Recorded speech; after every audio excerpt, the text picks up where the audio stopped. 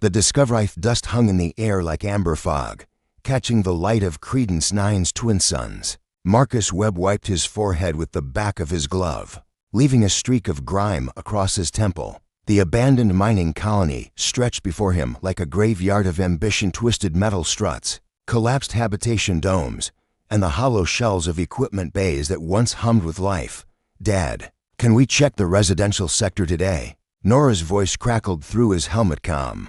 At 8 years old, she had her mother's curiosity and his stubborn determination, a combination that both amazed and terrified him daily. Marcus glanced at his scanner, then toward the cluster of buildings to the east.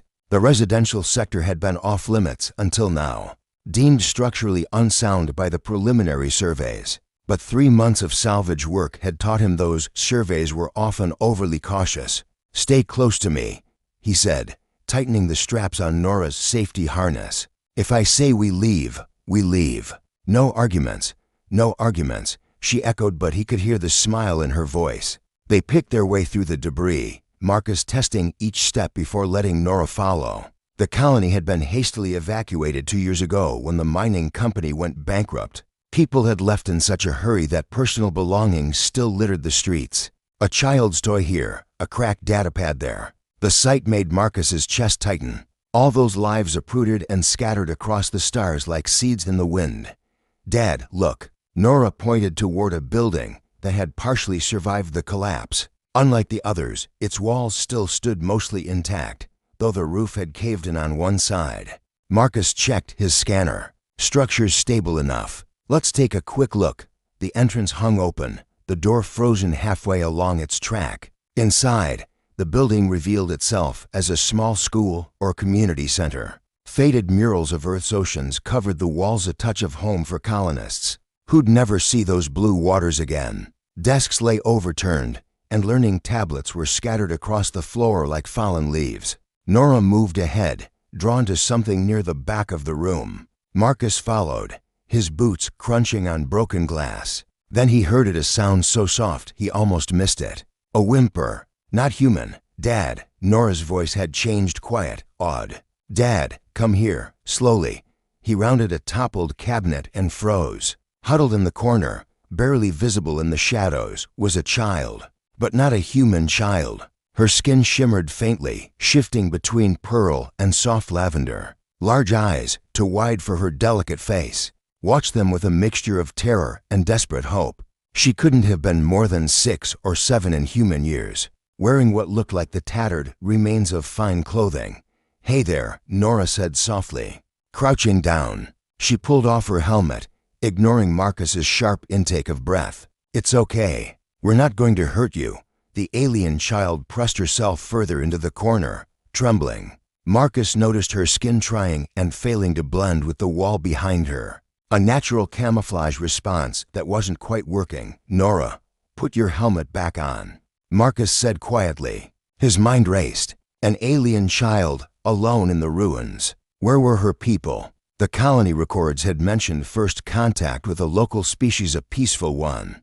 But that was over a year ago. Had they left her behind? Was she lost?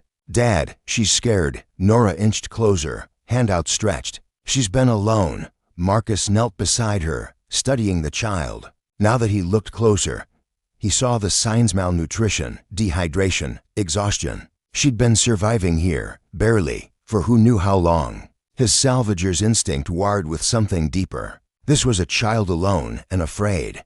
"We need to call the colony administration," he said. "Get Evander's team out here with medical." "No." The word burst from Nora with surprising force. She turned to him, eyes fierce.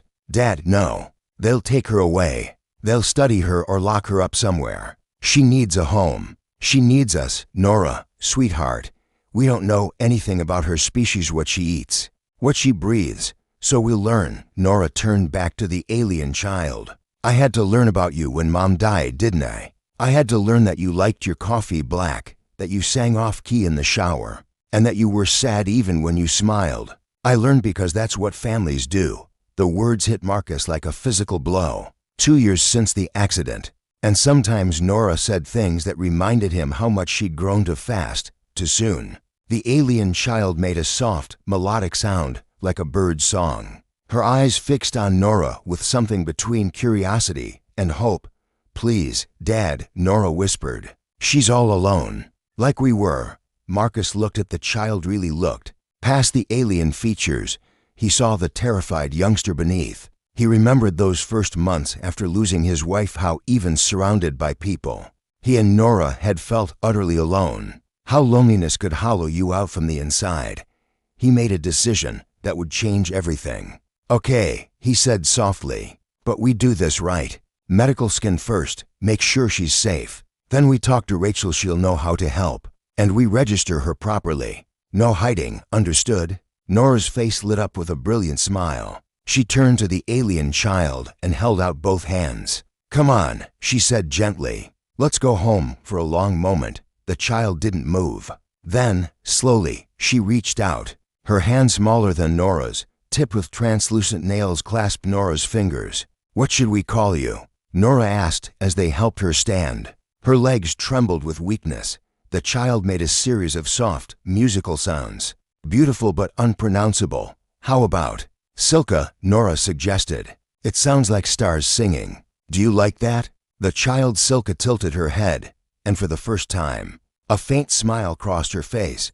Marcus lifted Silka gently, startled by how light she was. As they made their way back through the ruins toward their transport, Nora chattered to their new companion, already planning where Silka would sleep, what toys she could share, what games they'd play. The twin suns were setting as they climbed into the transport, painting the sky in shades of orange and gold.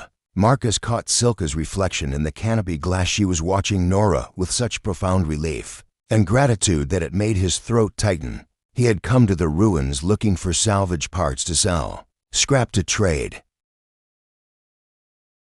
The homestead's kitchen smelled like burnt synthetic eggs and anxiety. Marcus had attempted breakfast 3 times, each version worse than the last while. Silka watched from her perch on a chair that Nora had padded with every cushion in the house. The alien child sat perfectly still, her pearl lavender skin rippling with nervous color patterns, her 2 large eyes tracking every movement. "It's okay if you don't like eggs," Nora said, pushing her own plate toward Silka. "Dad's not great at cooking anyway. Mom used to say his food could be used as hull sealant." Marcus felt the familiar pang at the mention of Jenna, but pushed it aside. "Thank you for that vote of confidence, sweetheart." He scraped the latest disaster into the recycler. "Rachel's coming by this morning. She's a nurse. She helps people feel better. She's going to check on Silka, make sure she's healthy." Silka's skin flickered rapidly, pearl to deep purple to almost translucent. Fear response. Marcus had learned over the past 3 days that everything triggered it. Loud noises, sudden movements, closed doors, open doors, darkness, too much light. The child was a bundle of trauma wrapped in iridescent skin. "Hey," Nora said softly, taking Silka's hand. "Rachel's nice. She gave me cherry syrup when I had that cough, remember, Dad? And she tells funny stories about her brother who tried to ride a cargo loader like a horse." A tentative chirp from Silka. It was the most response they'd gotten yet. The door chime announced Rachel's arrival. Marcus felt his pulse quicken, something that had been happening more often around Rachel Torres lately, though he tried not to think too hard about why. She'd been Jenna's friend first, had held Nora during the funeral, brought casseroles and quiet company through those first terrible months. Somewhere along the way, her presence had shifted from painful reminder to welcome comfort. Rachel stepped inside, carrying a medical kit and what looked like a bag of pastries. "Morning, Webb family," she called, then stopped short when she saw Silka. Oh, sweetheart." Marcus watched Rachel's face transform. The professional assessment gave way to pure compassion. She set down her bags slowly, deliberately broadcasting every movement. "Hi there, I'm Rachel. You must be Silka. Nora's told me all about you." Silka's skin rippled again, but this time, the colors seemed different. "Curious, maybe. I brought conchas," Rachel said, pulling out a pastry. "My abuela's recipe made with real sugar from Earth shipments. Cost me a week's pay, but totally worth it." She broke off a piece and offered it to Nora first, setting a safe pattern. Nora exaggerated a big bite. "So good, Silka, you have to try it." Rachel held out another piece.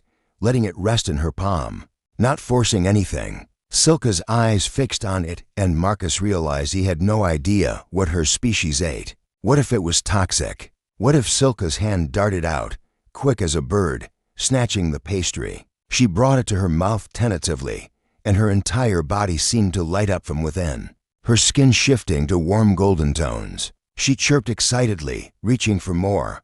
"Well," Rachel said, grinning, "I guess sugar is universal." She met Marcus's eyes, and something passed between them: relief, shared worry, and that other thing he wasn't ready to name. Over the next hour, Rachel conducted the gentlest medical examination Marcus had ever seen. She narrated every action, let Silka hold the instruments first, turned it all into a game with Nora's help.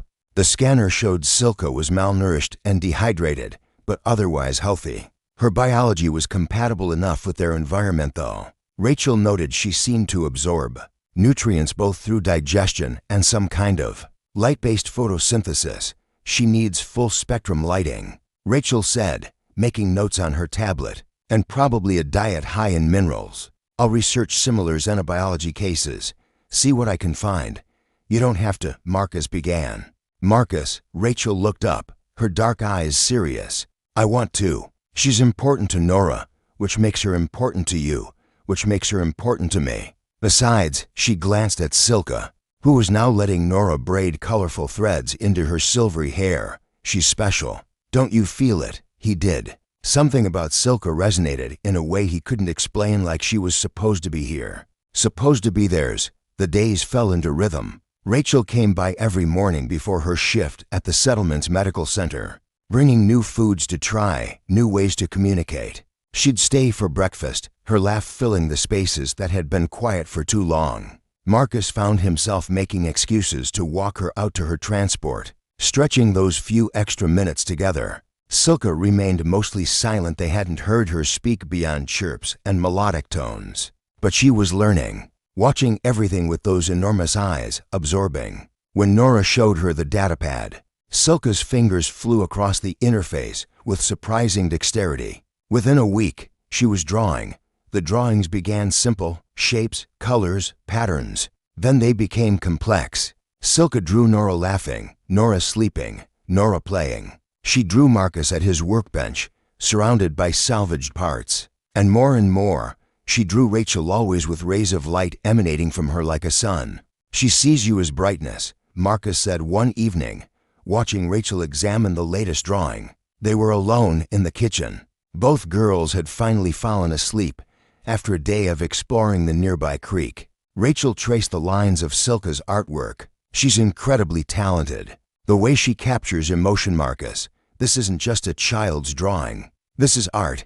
Maybe her people were artists, Marcus mused. I've been thinking about that. Who they were, where they went. The colony records mention first contact, but nothing about a settlement. So where did she come from? Rachel was quiet for a moment. What if they were refugees, running from something, and they couldn't take her? The thought had haunted Marcus since that first day. Or what if something happened to them and she's the only survivor? We'll figure it out, Rachel said firmly. She reached across the table and covered his hand with hers. Together. You don't have to do this alone.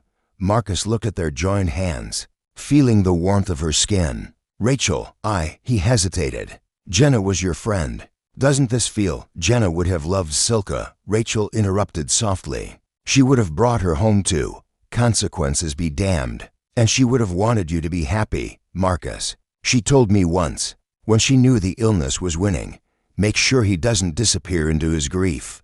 I promised her I wouldn't let you. I'm not, Marcus started. But Rachel gave him a look that said she could see right through him. You were. Until 3 days ago. Until a scared alien child reminded you that the world needs you present, not just surviving. She squeezed his hand, and maybe reminded me that I've been surviving too, instead of living.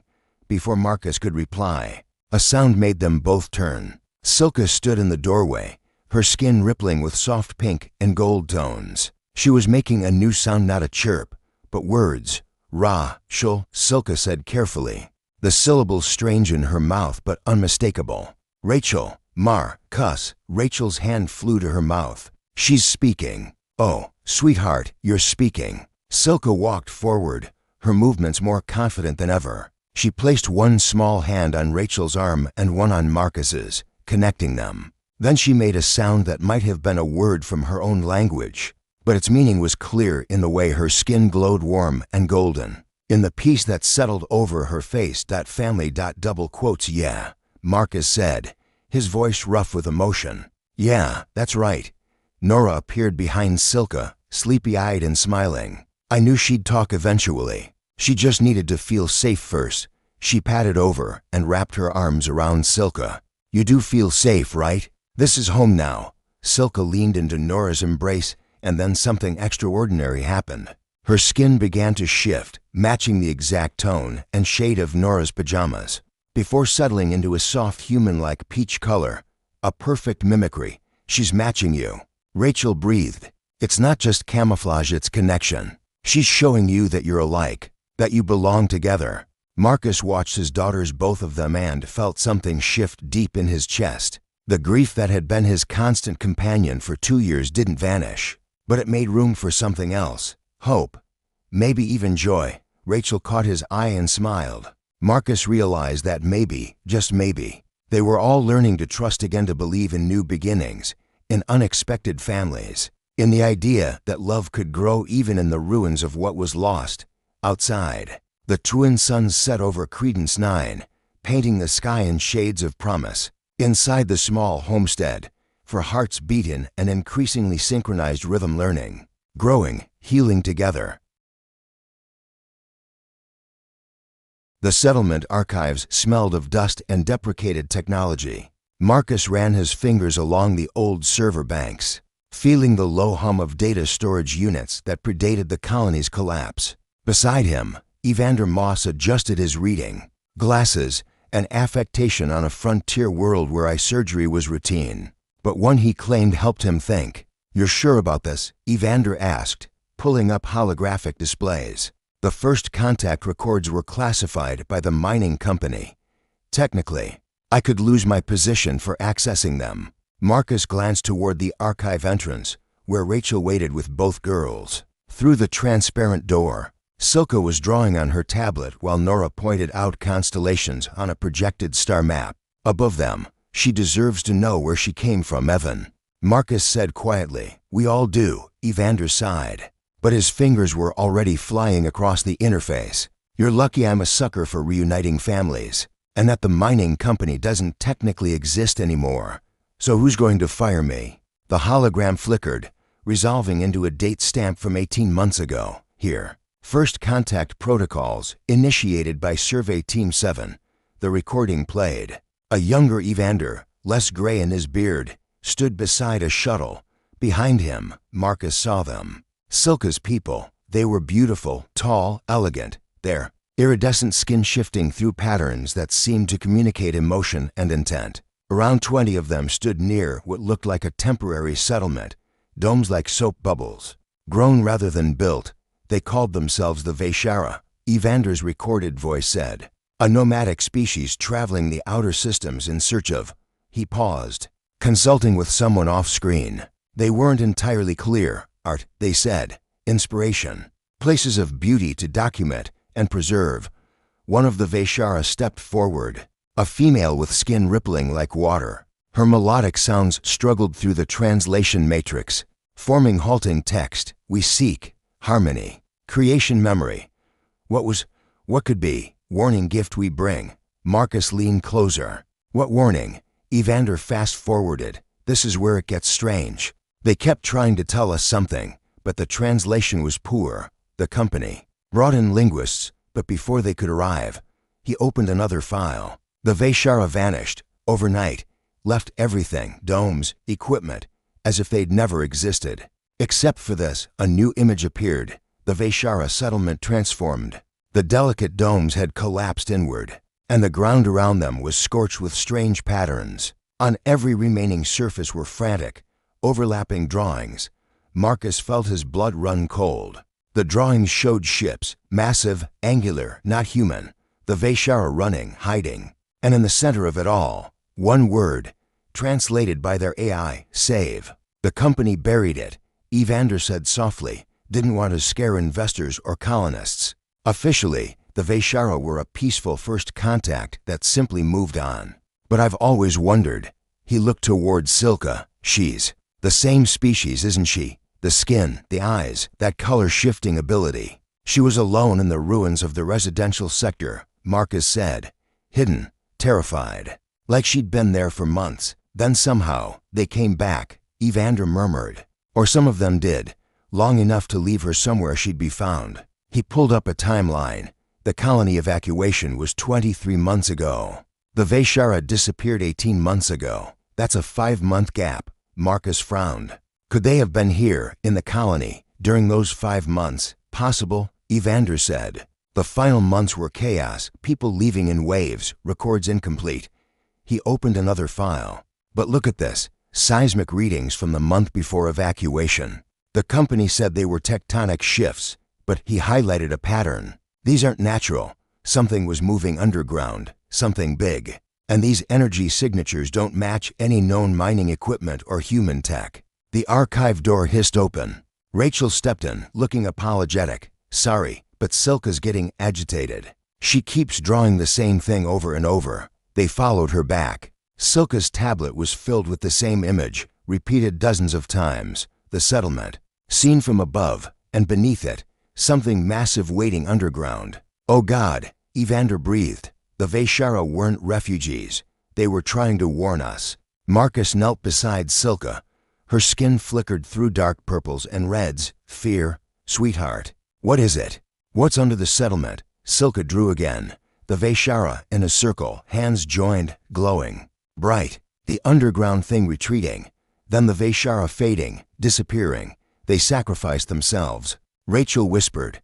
They used some kind of bioluminescent power to drive back whatever it was. But it cost them everything. Nora clutched Marcus's arm. But why? Why save people they just met? Silka made a sound, the word she'd been practicing. Har-mo-ni. She touched her chest, then each of them in turn.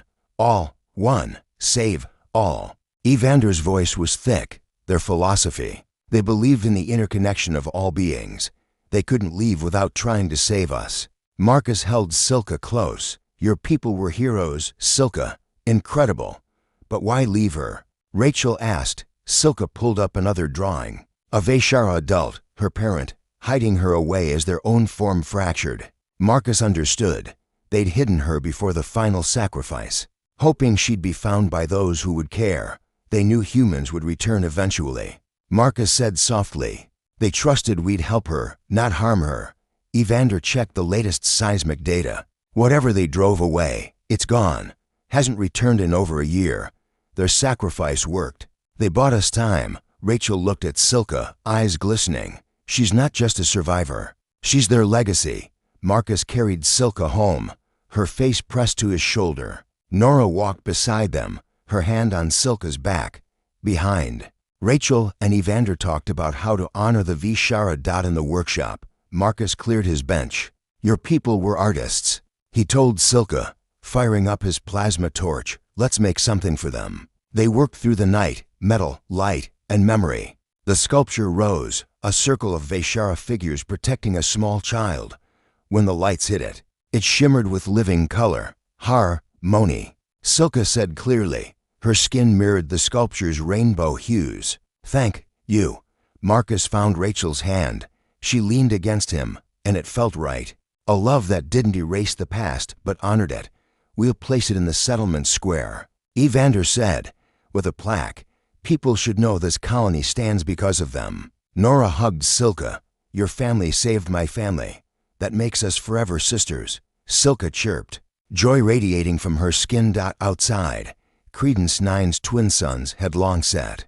But inside Marcus's workshop, a different kind of light glowed. The light of understanding, healing, and harmony across the stars.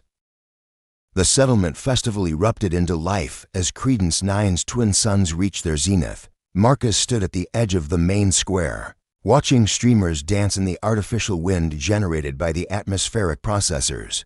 It had been 2 months since they'd installed the Vaishara memorial, and the polished sculpture now served as the festival's centerpiece. Children wove between its gleaming figures in games of tag, "You're doing that thing again," Rachel said, appearing beside him with 2 cups of spiced cider. "The brooding contemplation thing. Very mysterious and attractive, but it also makes me worry you're about to make a terrible decision." Marcus accepted the cup and allowed himself a small smile. "Just thinking. This is Nora's first festival since..." He didn't finish. He didn't need to. "Since Jenna," Rachel completed gently. 3 years this month, isn't it?" He nodded. The anniversary sat in his chest like a stone, heavy and cold. But today, watching Nora laugh as she taught Silka a complicated hand-clapping game, the weight felt different. Less like drowning, more like carrying something precious. "Dad." "Rachel," Nora's voice cut through the festival noise. She came running, pulling Silka behind her.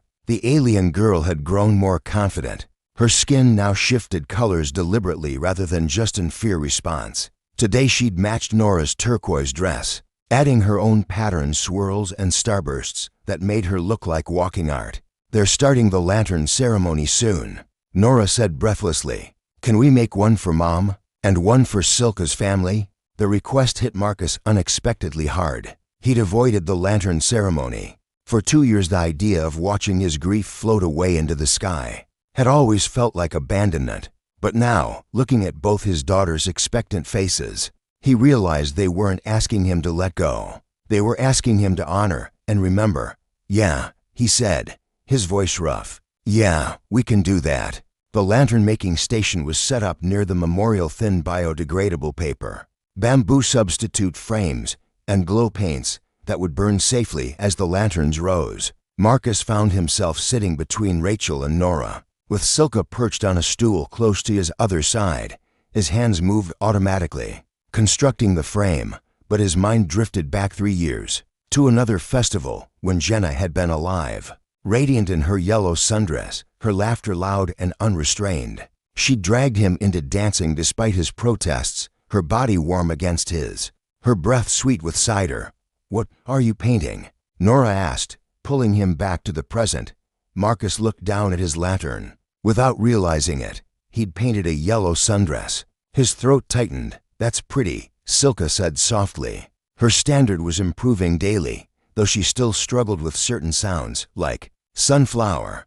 "Happy color. It was your mom's favorite," Marcus said to Nora. "She wore a dress this color the day we met. I told her she looked like walking sunshine, and she laughed at me for being cheesy. Then she married me anyway." Nora smiled, tears gathering in her eyes. "I remember that dress. She wore it when we went to the lake that time, and I fell in the water and she jumped in after me. Even though she'd just gotten it cleaned, she loved you more than anything," Marcus said. "More than life itself." They painted in silence for a while. Nora added stars to her lantern constellations she and Jenna used to search for together. Rachel worked on her own lantern, and Marcus realized it was dedicated to her parents, who died during the colony's early years.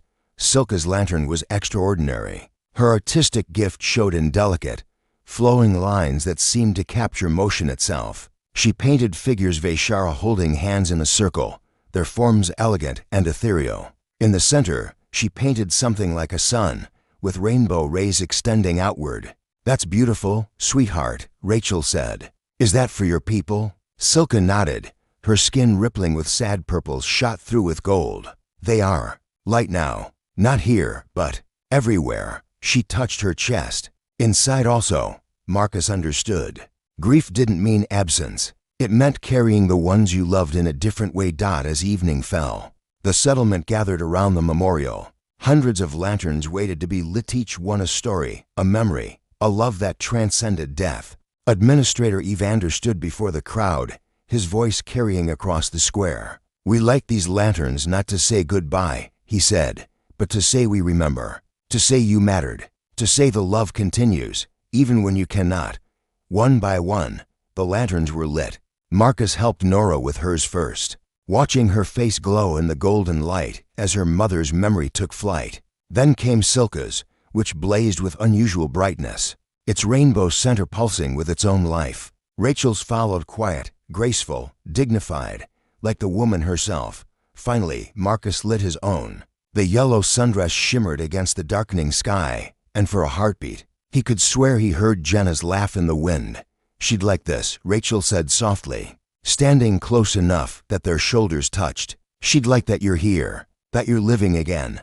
I'm terrified, Marcus admitted, of moving forward, of what it means, of dishonoring her memory by. He gestured helplessly between them. Rachel took his hand, her thumb tracing circles on his palm. Memory isn't dishonored by living, Marcus. Jenna told me once when she knew she was dying, she said, I hope he finds someone who makes him laugh again, someone who sees how extraordinary he is, even when he's stubborn and impossible. She smiled. Her words, not mine. She really said that? She made me promise to wait at least a year, to give you time to grieve properly. But she also made me promise not to let you disappear into your workshop forever. Rachel's eyes met his, warm and steady. I've loved you for a while now, Marcus. Not the same way I loved Jenna as a friend, but something that's grown on its own. If you're not ready, I understand. But if you're just scared, well, I'm scared too. We can be scared together.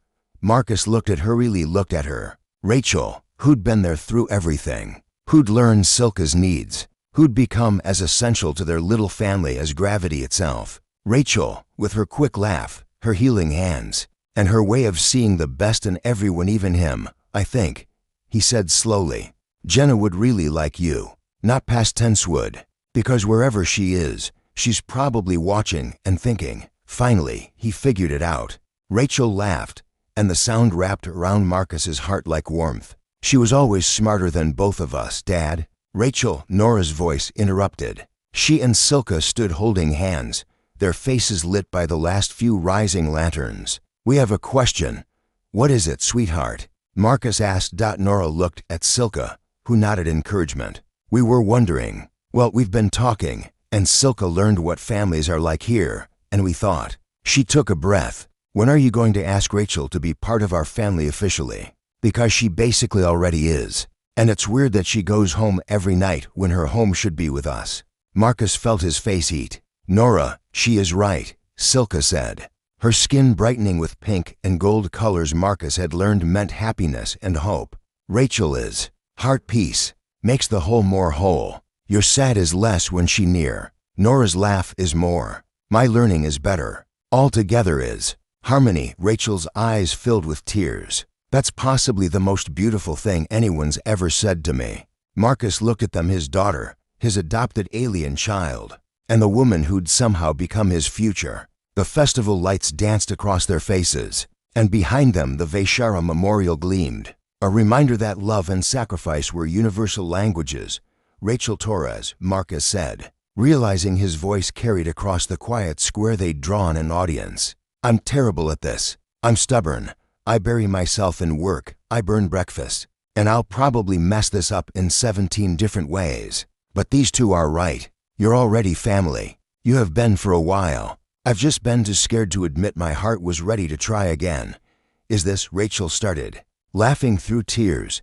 This is me asking if you want to make it official, Marcus said. Move in with us. Be part of this chaotic, cross-species, slightly dysfunctional family. Deal with my awful coffee, Nora's endless questions, and Silka's midnight art projects. Be with us, be with me. Rachel closed the distance between them, her hands framing his face. Yes, she said simply. To all of it.